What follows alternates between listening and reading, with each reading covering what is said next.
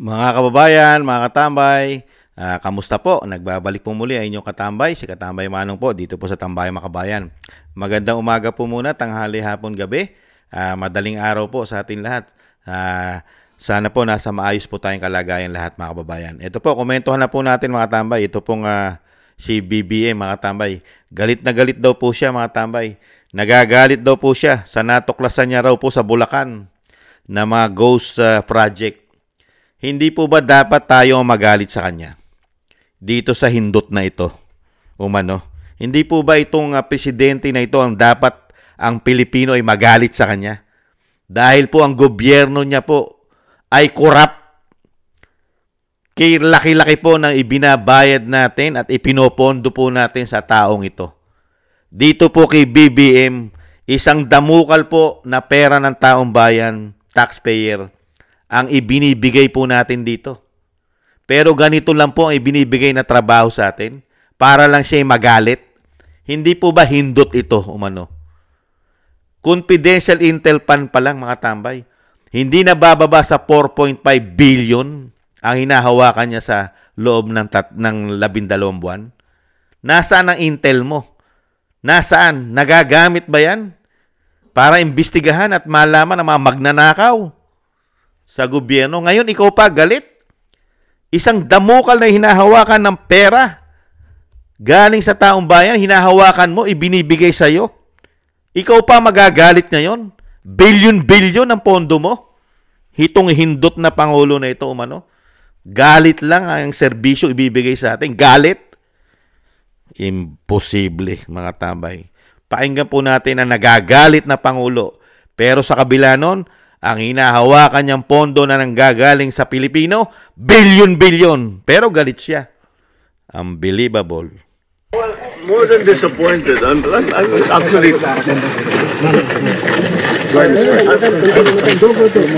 I'm getting very angry. It's what's happening here. Paano naman? Wala talaga. 220 meters, 55 billion.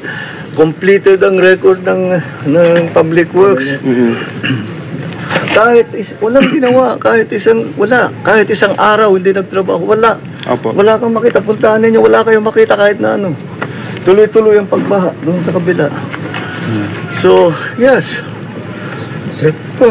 Sir? If all of these projects were properly executed and implemented, ang laki nang nawala na problema sana sa atin at sa mga taong bayan. At saka mas magiging maayos hanggang irrigation, hanggang water supply, fresh water supply for household.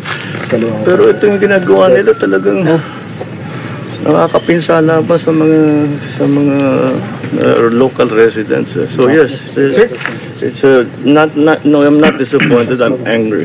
Sir, there's a COA fraud audit of Bulacan projects. Anong end goal nun, sir? Filing cases? Yes, if need be, of course. As I said, ang trato namin with all of this is, siyempre marami. For example, falsification na ito. Yung ganito, dahil nag-report sila na completed. Hindi, kitang-kita naman na hindi completed. So immediately, that's a falsification. So that's already a very big violation. And for the big ones, talagang I'm thinking very hard to pipilahan natin sila na economic sabotage. Because economic sabotage is very clearly tignan natin yung utang ng gobyerno ng Pilipinas, ng Republika ay mababawasan kung naging maayos lahat itong kasi ngayon babalikan na natin ngayon to saan napunta yung pera, hahabulin natin, kakasuhan natin sila, how long will that take? Hindi ba? In the meantime, we have to actually still build the flood control project. Sir, nationwide yung filing, no? I'm sorry? Nationwide po yung filing ng cases if need be? Well, no, it depends on what our findings will be. So there's a legal team working on that. But in the meantime, we are continuing to go through the records of Public Works and all the big contractors to see kung tumutugma yung kanilang report doon sa mga sinusumbong sa atin ng taong bayan. So that's why I encourage, napaka-useful napaka malaking bagay at napapakinabangan namin ng husto yung inyong pagsulat sa amin, pagsumbong, para padalhan nyo kami ng picture, padalhan nyo kami ng video para alam namin kung ano yung sitwasyon dun sa inyo. Pupuntahan natin, kung hindi ako makapunta, pupuntahan ng mga engineer natin para Ay, nako mga tambay. Ano po ang ibinigay pong kabutihan ng ganitong klaseng pangulo sa bansa, administrasyon? Ano po ay binigay po sa atin, mga tambay, ng 3 taon? Ano po ang binigay po? Sa dami po ng pera, pondo at inutang pa nila para sa sinasabing proyekto po ng kanila pong build better more. Ito po, galit, angry. Yan lang po ipagmamalaki po ng Pangulo, yung galit niya ng 3 taon. Kaya po nagkandaleche-leche po ang ating bansa dahil siya po ang Pangulo. Siya po. Nung Pangulo po ba ang dating Pangulong Duterte, ganyan po ba? Angry po ba? Nagalit po ang dating Pangulong Duterte nung siya umupo, nakita niya po ang problema ng bansa. Kaya nga po inayos niya. Lalong-lalo po problema sa pulburon. Problema sa korupsyon. Pati problema sa mga oligarkong hindi nagbabayad ng tamang buwis. At may mga utang na malalaki sa gobyerno. Di po ba nasingil niya? Yung problema po ay pinipix niya. Ginagawa niya na solusyon. Di po ba nagawa niya na solusyon lahat 6 na taon ni dating Pangulong Duterte? Pati po ang problema sa giyera sa Marawi, pati ang problema ng buong mundo na pandemya. Di po ba nasolusyonan? Pati tayo buhay.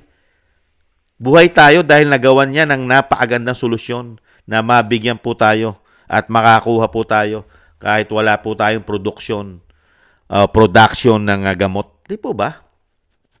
Pero ito, 3 taon na sinayang mo. Ngayon mo lang sasabihin sa taong bayan na angry ka, galit ka. Galit na galit ka sa ginawa ng mga tauhan mo. Sa ginawa ng iyong gobyerno. Corruption, ghost project. Galit ka. Nagagalit ka samantalang isang damuka lang hinahawakan mong pera. Confidential Intel Fund pa lang, 4.5 billion. Wala pa yung pondo ng opisina mo na billion din. At wala pa dyan ang travel fund mo. Billion pa rin ang travel fund mo, Mr. President. Tapos ganyan lang ang ibibigay mo sa aming trabaho. Nasabihin mo na ang iyong gobyerno ay puro korap, magnanakaw, mga demonyong politiko. At pati mga contractors na karamihan ay politiko rin na may-ari. Hindi ka ba hindot, Mr. President? Hiyang-hiya naman kami sa balat mo. Hindi po ba dapat mag-step down na po kayo? Nang mapabuti naman at maayos ang problema ng bansa. 3 taon mo na nga kaming ginawa ng ganyang problema, ganyang proyekto. Billion, trillion. Wala, balik na naman sa zero. Ngayon, maibabalik pa ba ang pera na mismong ikaw ang nagsabi, matagal ang proseso, lalong-lalo pagka kinasuhan sila? Hindi po ba? Nasaan? Nasaan ang pera ng taong bayan ngayon? Sige nga. Ngayon, sasabihin mo lang sa amin, galit ka? Bulacan pa lang yan. Bulacan pa lang yan, mga kabayan. Paano pa yung sa kanyang probinsya? Sa probinsya niya, meron ding proyekto ng mga flood control. Di napakarami din doon pagka yan inimbestigahan. Hindi po ba? Pag inimbestigahan yan, gaano po karami ang flood control sa Ilocos Norte? Hindi po bababa sa 200 umano ang proyekto ng flood control sa Ilocos Norte. 200 plus umano. Paano pa doon sa probinsya ng kanyang pinsan, sa Leyte? Gaano karaming flood control po sa Leyte? Nasa 262 umano.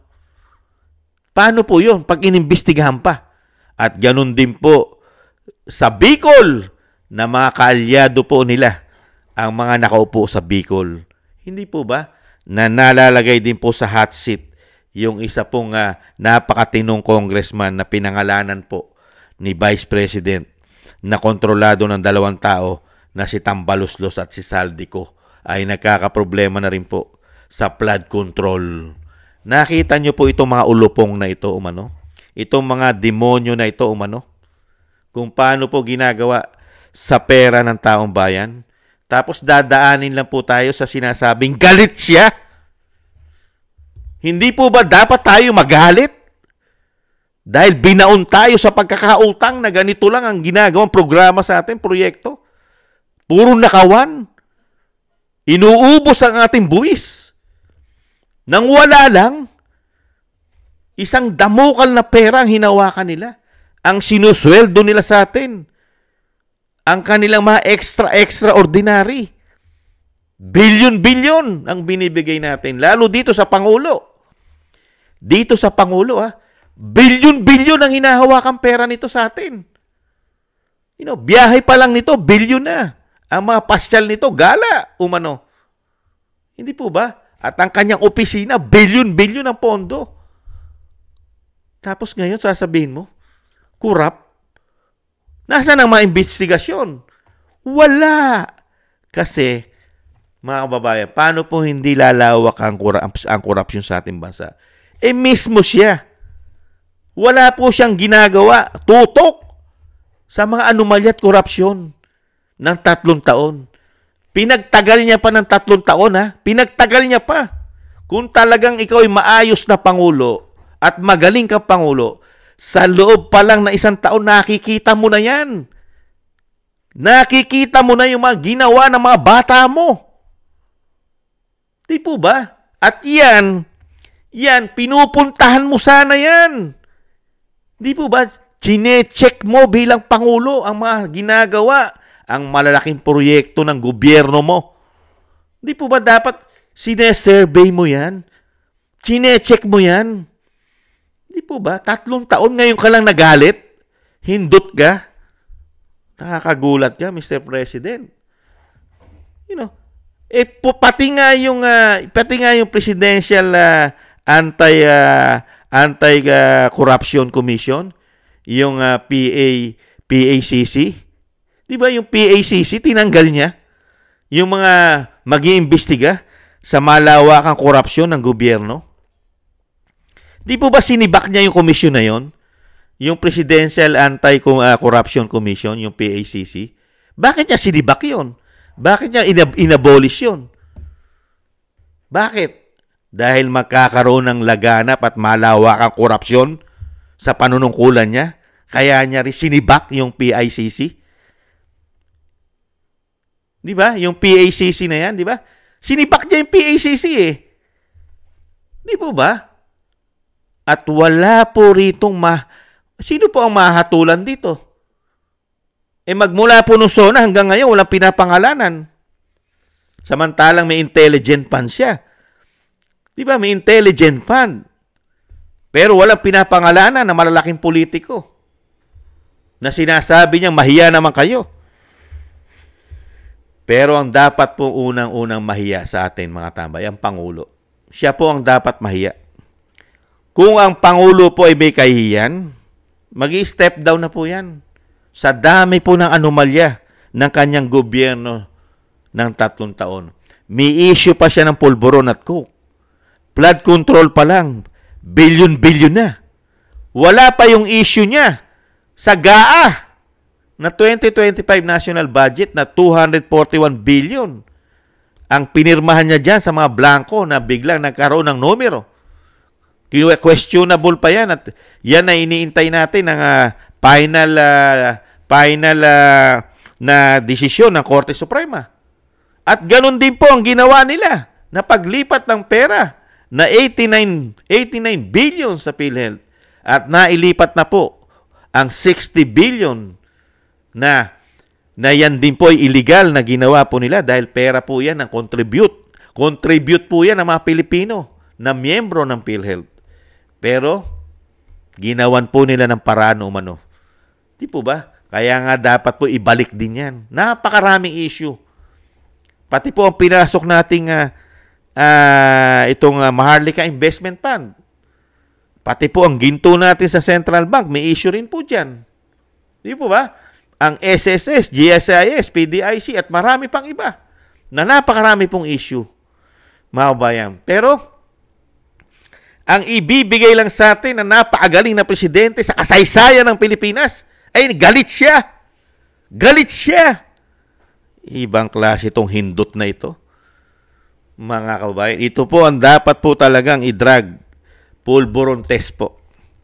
Para po mapatunayan ng mga Pilipino na ito po ay nasa katinuan. Kailangan po ipulburon test po ang Pangulo kung siya po ay nasa tamang direksyon ng kanyang utak.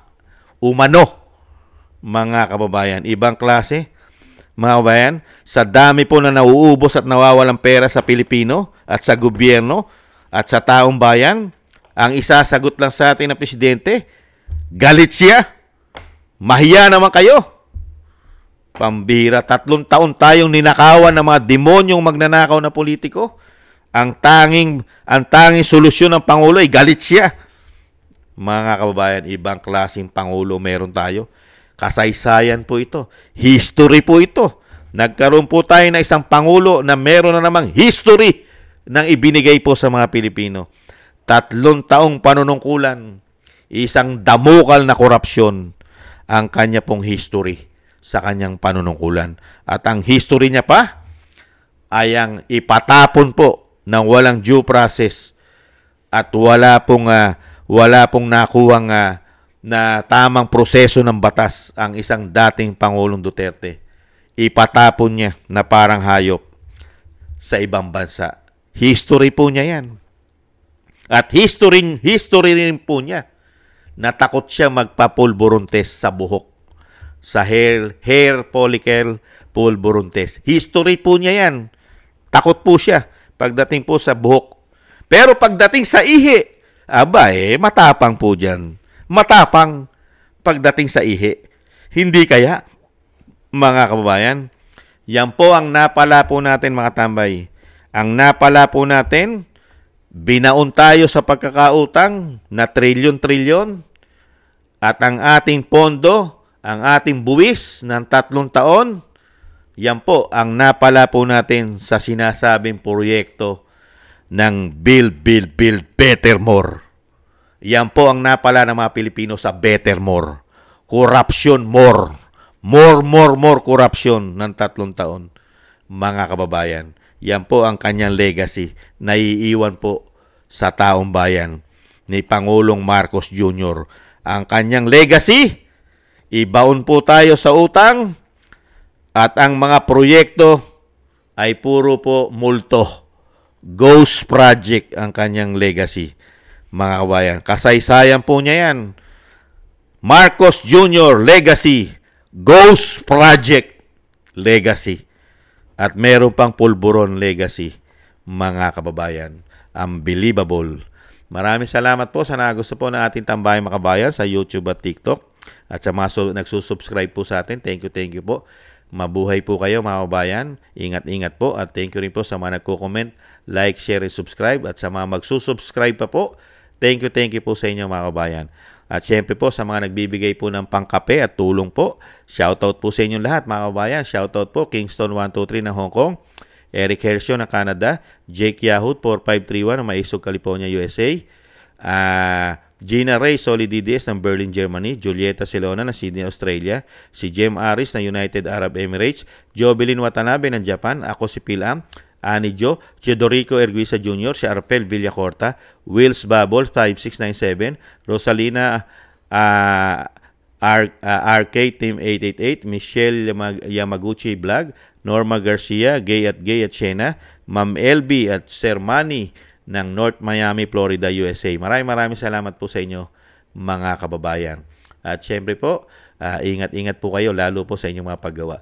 At syempre po, yung dasal at panalangin po, isama po natin ang pamilya Duterte, ang ating Vice President, na maingatan po siya at mailayo po sa mga masasama na nagpaplano po sa kanya ng kasamaan. Mailayo po sana siya. At syempre po, ang dating Pangulong Duterte, ganun din po, mailayo po sa kapahamakan at madugtungan pa po ang kanyang buhay at kalakasan. At syempre po, makabalik po sa lalong mabilis sa ating bansa. At tayo rin po ay magdasal at manalangin para po sa pag-iingat po ng ating buong sambahayan at ng ating po mga sarili din po. Ingat-ingat po. Maraming salamat po mga kabayan. Sa muli, ingat-ingat po tayo. Bye-bye!